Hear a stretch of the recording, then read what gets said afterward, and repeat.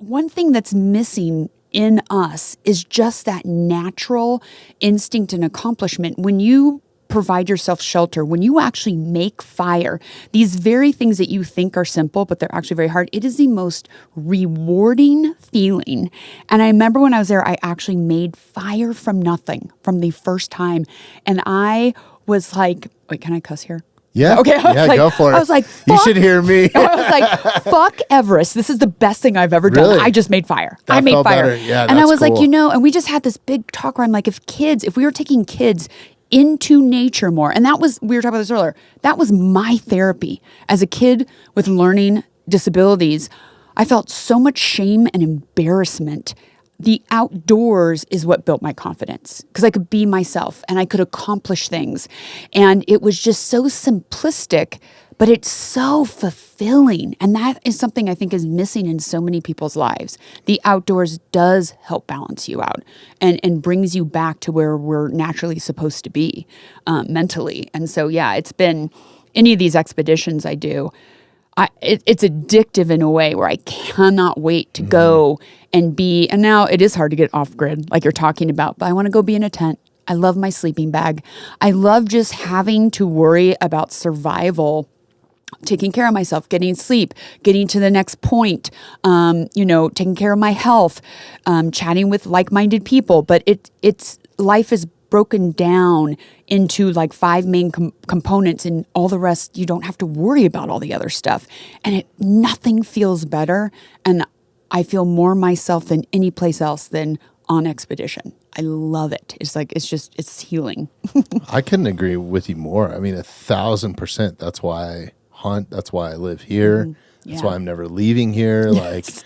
That's why I'm raising my family here. I had choice to live anywhere I want in the country, but this was the spot just because I want them to experience, catching a brook trout and then eating it with wild raspberries and, whatever, Yes. there's so much just badass stuff here to do. And I think the hardest lessons that I ever faced as a kid, or the most adversity I ever faced, was in the backcountry too, like backpacking, 7 miles into, northern Montana or something like that, outside of Glacier Park, and just doing stuff like that is not easy, right? Like, it's very daunting.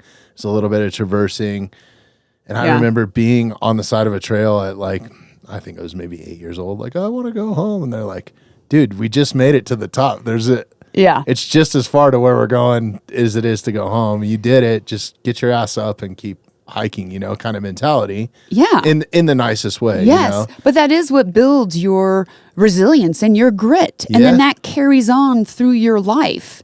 And exactly, for me with dyslexia and ADHD, it was I really struggled, but we go hiking with my dad, and maybe weather came in, or maybe I hurt my ankle, but you turn around and be like, okay, well, we'll go back, we'll try it again next weekend. And I was fine at failing at that, but it crushed me at school. And I think that my mom gave me the thing like, well, if you're willing to do that in the outdoors and it's acceptable, then why can't you apply that to school? I was like, well, you have yourself a point there, lady. Yeah. But I think being in the outdoors and pushing yourself there, it truly carries on to the rest of your life. And it is through the 7 summits for me that I, as an adult, have truly found who I am and finally good enough for myself. And when you can finally do that by pushing through so much, then you're limitless. Because actually just failing doesn't mean it doesn't have bad consequences anymore. It's just failing's not failing. It just didn't work out that time. There's a safety net, there's safety rails on everything these days. Everything. Even if you fell at business, it's like you can still go get another loan to start another business or go bankrupt, or there's all these safety nets, Yeah.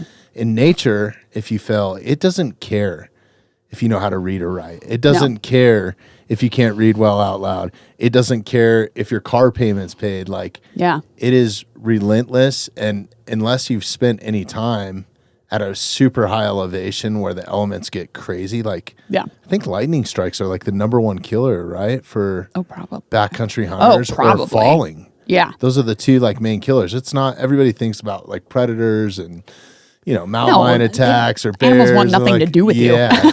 Good luck. You'd be pressed trying to see a mountain lion on your own without dogs. You know what I mean? You're not going to, unless you're pursuing them, good luck. Yeah.